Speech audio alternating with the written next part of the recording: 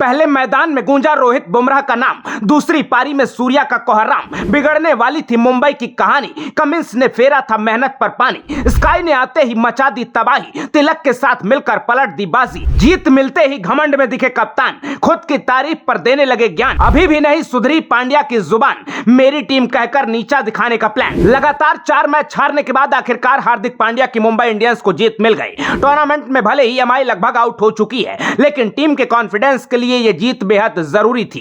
SRH को हराकर MI को अपना कॉन्फिडेंस मिला, तो वहीं पांड्या को अपना ओवर कॉन्फिडेंस। पांड्या के घमंड की अंतहीन कथा आपको सुनाएंगे, लेकिन उससे पहले मैच की कहानी बताते हैं। वानखेड़े में टॉस जीतकर पांड्या ने पहले गेंदबाजी चुनी और हैदराबाद के हार्ड हिटर्स को बैटिंग का चैलेंज दिया। पिच से मदद मिल रही थी तो एसआरएच ने गिरते पड़ते शुरुआत की, क्योंकि एक भी गेंद सही से बल्ले पर नहीं आ रही थी। बावजूद इसके अभिषेक शर्मा और ट्रेविस हेड मानने को तैयार नहीं थे, अपने ही तरीके से गेम चला रहे थे। अटैकिंग अप्रोच से एसआरएच का रन रेट ठीक था, लेकिन बार बार विकेट का चांस बन रहा था। खतरनाक ट्रेविस हेड का 2 बार कैच छूटा तो लग रहा था कि मुंबई की शामत आने वाली है, लेकिन दूसरे एंड पर बुमराह ने लगातार परेशान करके अभिषेक शर्मा को अपना शिकार बनाया। इससे पहले अपना पहला मैच खेल रहे अंशुल कंबोज ने ट्रेविस हेड को बोल्ड किया, लेकिन गेंद नो बॉल हो गई। रोहित शर्मा सूर्या के साथ पूरी टीम सेलिब्रेट कर चुकी थी, तब पता चला कि अंशुल का पैर आगे पड़ा। इसके बाद एक और नो बॉल पड़ी और दोनों गेंदों पर चौके पड़े, लेकिन 23 साल के अंशुल ने अपने डेब्यू पर सबको प्रभावित जरूर किया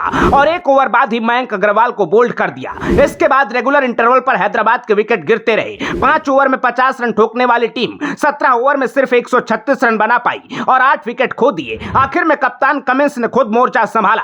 कमिंस के 35 रनों के दम पर किसी तरह एसआरएच का स्कोर 173 तक पहुंच गया। अब वानखेड़े के हाई स्कोरिंग ग्राउंड पर एमआई के सामने सिर्फ 174 का टारगेट था। उम्मीद थी कि मुंबई को इससे चेस करने में कोई परेशानी नहीं होगी। रोहित और ईशान ने भी इसी उम्मीद के साथ ताबड़तोड़ शुरुआत की और पहली 9 गेंद में 26 रन ठोक दिए, लेकिन ईशान का विकेट गिरते ही एसआरएच के बॉलर एमआई को अपनी धुन पर नचाने लगे। भुवनेश्वर की गेंदें ऐसे लहरा रही थीं कि लोग उन्हें वर्ल्ड कप में ले जाने की मांग करने लगे। भुवी के इस खौफ का फायदा कमिंस ने उठाया और अगले ही ओवर में रोहित को वापस भेज दिया। इसके बाद भुवी ने नमन धीर को 0 पर निपटा दिया। 31 रन पर 3 विकेट देखकर सूर्या को भी टेंशन हो गई। ऐसा लग रहा था कि मुंबई फिर एक बार 170 का स्कोर चेज नहीं कर पाएगी, लेकिन स्काई ने कहा वर्ल्ड कप की तैयारी आज से ही शुरू करते हैं। इधर विकेट गिरा, उधर सूर्या ने पलटवार शुरू कर दिया। सूर्या और तिलक ने कमिंस के अगले ओवर में 16 रन बनाए। इसके बाद दोनों ने ऐसी जुगलबंदी की कि आखिर तक डटे रहे। एक तरफ सूर्या ने अपने 360 डिग्री वाले अंदाज में सबको एंटरटेन किया और 200 के स्ट्राइक रेट से सेंचुरी ठोक दी, तो वहीं तिलक वर्मा ने कोहली की तरह एंकर का रोल निभाया और एमआई को सीजन की चौथी जीत दिला दी। मैच में शुरुआती टेंशन के अलावा मुंबई के लिए कुछ भी गलत नहीं हुआ,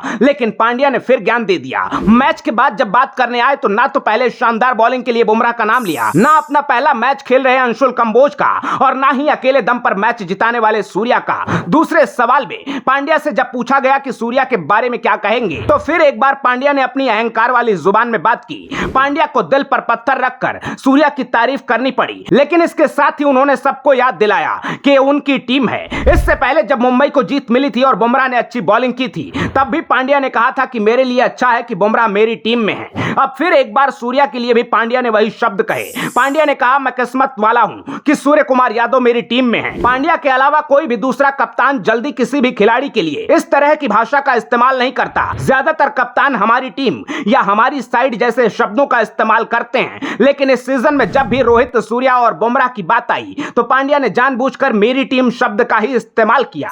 दूसरे प्लेयर के लिए उन्हें हमारी साइड कहते सुना गया, लेकिन इन लोगों के लिए वो मेरी टीम ही कहते हैं। इस बात से साफ है कि वो बार बार बताना चाहते हैं कि अब ये उनकी टीम है, जिसको रहना होगा ये समझ कर रहेगा या फिर अपना रास्ता देख लेगा। और सब जानते हैं कि टूर्नामेंट में मुंबई की इस हालत का जिम्मेदार पांड्या का यही एटीट्यूड है, लेकिन इस हाल में भी वो मानने को तैयार नहीं है। सूर्या के शतक और पांड्या की इस हरकत पर आप क्या कहेंगे, कमेंट बॉक्स में जरूर बताइएगा। वीडियो को शेयर करना बिल्कुल ना भूलिएगा। अपना ख्याल रखिए, आते रहिए। जय हिंद।